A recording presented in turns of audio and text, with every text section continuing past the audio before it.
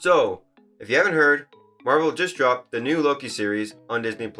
And in today's video, I'm going to be breaking down my top 5 hidden details that you might have missed and what it means for the rest of the MCU. Let's get right into the video. Hey everyone, welcome back to my channel. My name's Clayton, and on this channel, we normally talk about board games. But in today's video, because I'm a huge Marvel fan, I thought I would talk about my top 5 Easter eggs that are in the first episode of Loki.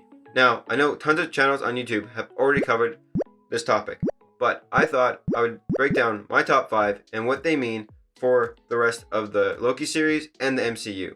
And if you guys enjoyed this video, please give this video a like and comment down below if you want me to break down the rest of the series.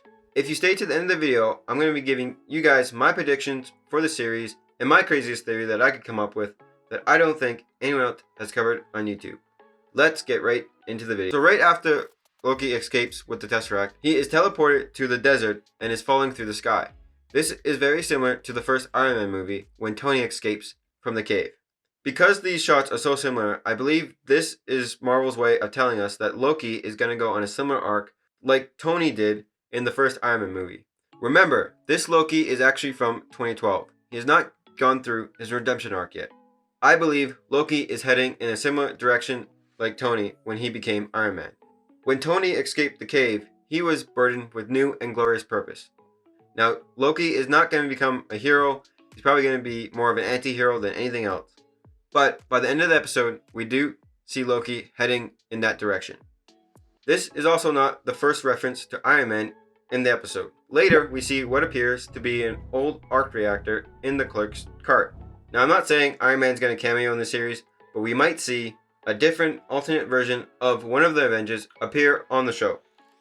When Loki is taken into the TVA, notice how the Tesseract stops glowing. This was foreshadowing how powers and magic do not work inside the TVA because they sit in their own pocket dimension outside of time.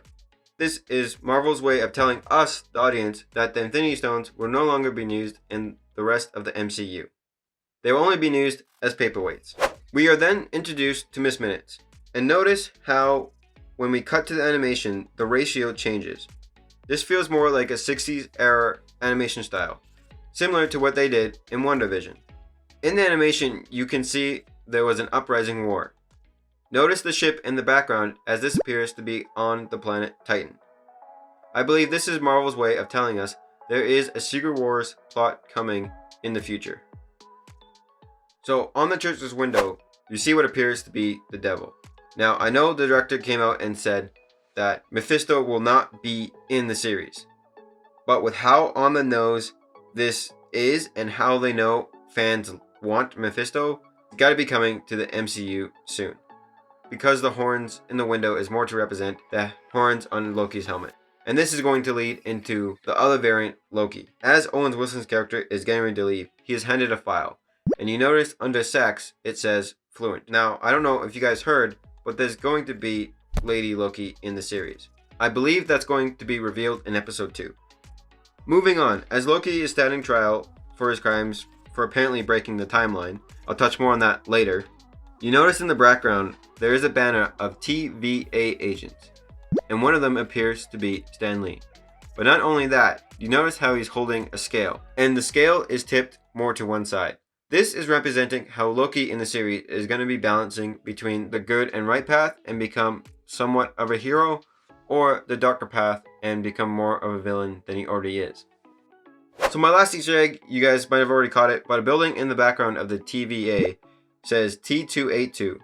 Now, as far as I can tell, this is a Thor comic that introduces the villain Tempest. In the comics, Tempest has ties to Kang the Conqueror. I believe this is more evidence indicating that the real villain in the Loki series will not be another Loki variant, but someone else entirely.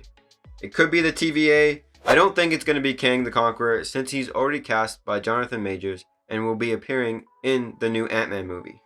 I also briefly want to talk about the timeline a bit because I know there's been a lot of questions why Loki is being charged and not anyone else like Thanos or Gamora, because she escaped at the end of Endgame. Now, we can just say that was supposed to happen, but I have a little bit more of a theory behind that. I believe why the TVA didn't get involved in that is because they knew the Avengers would eventually defeat Thanos. Because of Loki's actions, it broke him from his original path in the timeline.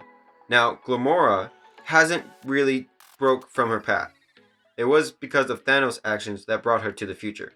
And because Loki left unchecked, he would have caused a lot more damage to the timeline, but with Gamora, she hasn't really done anything to affect the timeline. So until she does, I don't think the TVA will get involved. So I hope that helps answers some of your guys' questions. So crazy conspiracy theory time. I want to point out the similarities between the Loki series and the movie Adjustment Bureau. Who stars in Adjustment Bureau? Matt Damon. And Matt Damon plays an actor who is playing Loki in Thor Ragnarok. So here's the crazy theory. What if Matt Damon is Mephisto? I know, I'm actually just kidding. I don't actually think there's a connection between the two movies, but I just thought I would throw that out there. Here's hoping he's going to appear in the MCU. But how crazy would it be if Matt Damon turns out to be Mephisto? My predictions for the rest of the series. I believe we're going to get the reveal for Lady Loki in episode 2. But I don't believe she's going to be the main villain of the series. I also think Loki is going to escape the TVA and eventually partner up with her, and eventually betray her, and then we will get the reveal of the real main villain of the series. There's probably also going to be a Wizard of Oz moment with the Timekeepers, as Marvel tends to do this with their Disney Plus series. Marvel's probably thinking we won't see it coming. You didn't see that coming? But yes, Marvel, we did see that coming. I also think the series is going to end with some type of Nexus event leading into next Doctor Strange movie, and maybe even into the Spider-Verse, with Spider-Man No Way Home. I know Kevin Feige has stated that you don't have to watch the Disney Plus series to understand what's going on with the movies. So I believe the movies will also just touch on this a little bit to catch the audience up when the movie comes out. Alright, those are my thoughts and predictions for the series. What did you guys think? Do you guys want me to cover the rest of the Loki series?